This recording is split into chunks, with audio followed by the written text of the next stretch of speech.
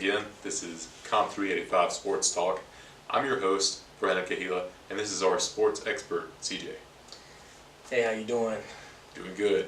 So today we're going to talk about CJ's top picks for the 2019 Super Bowl.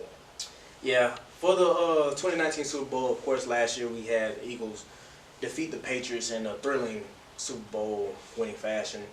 Green Bay, but the Eagles were always counted out from the beginning when they had played the Falcons and leading up into when they went into the Super Bowl. So they embraced the underdog culture. But I'm gonna just give you a list of the odds of the 2019 Super Bowl, and also I'm gonna give you my super early Super Bowl prediction. So leading this list from CBS.com, New England Patriots have a 5-1 chance. Pittsburgh Steelers have a 7-1 chance. The Eagles are sitting third at 7-1 chance. Green Bay a 12-1 chance. Minnesota Vikings a 14-1 chance. The Saints 16-1. The Falcons 18-1. The Texans also 18-1. Dallas 20-1. The Jaguars, which almost beat the Patriots in the AFC Championship game, have a 20-1 chance. And then you get the rounding out with the Oakland Raiders, the Rams, with 20-1, and surprisingly, the San Francisco 49ers 25-1. So I just ran down a list of probably about 15 teams that are trying to make their way up to the top of the Super Bowl. And I would say probably the one that, of course, everybody's going to say the top one. The Patriots have a 5-1 chance. But I feel like this year is a struggling point for the Patriots just because of Julian Edelman, the receiver. He came off a ACL injury last season that put him out for the whole year last year. And now this year he's caught up with a PED situation. So he's going to be suspended for the first 4 games.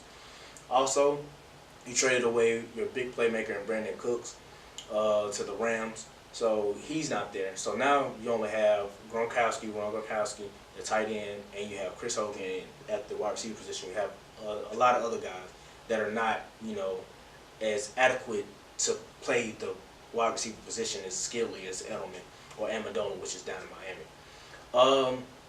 The one that I would probably say is a little topsy-turvy at 14-1 is the Minnesota Vikings. I feel like the Minnesota Vikings, they proved that they can get to the stage, but once they got to the stage, they got completely embarrassed by the Eagles in the NFC Championship game. They beat the Saints in the wild card matchup, or the conference matchup with the Saints on the Minneapolis Miracle play.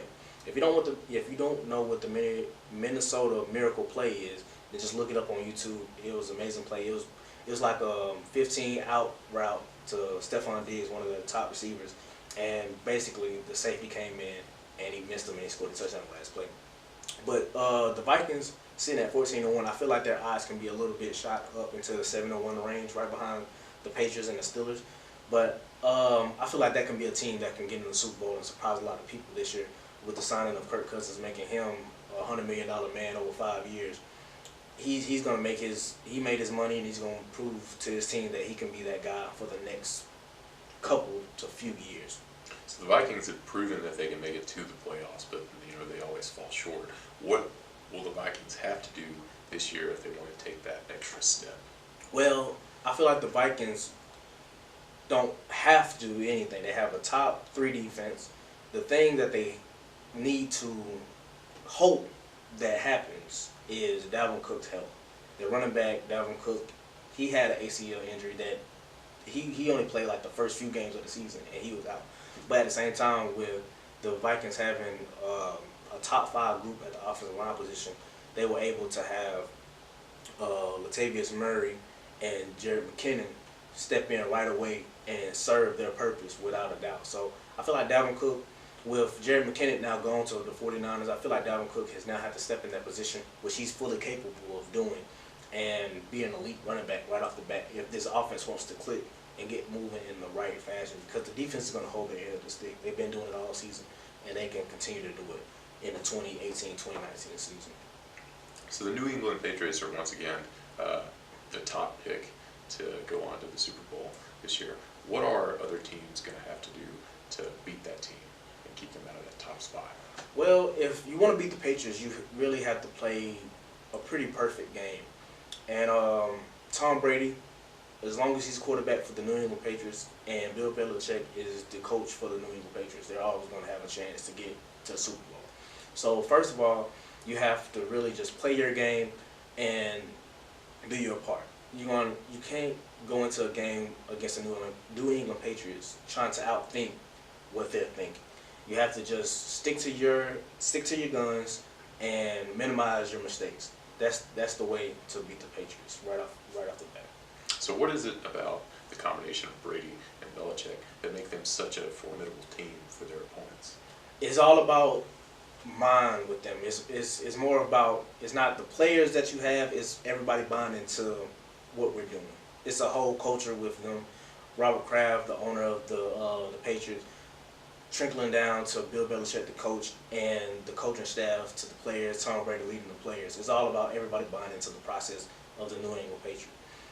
Another thing, if you just look into the cap space, I know a lot of casual football watchers, they don't really just watch cap space on how they distribute money within the organization.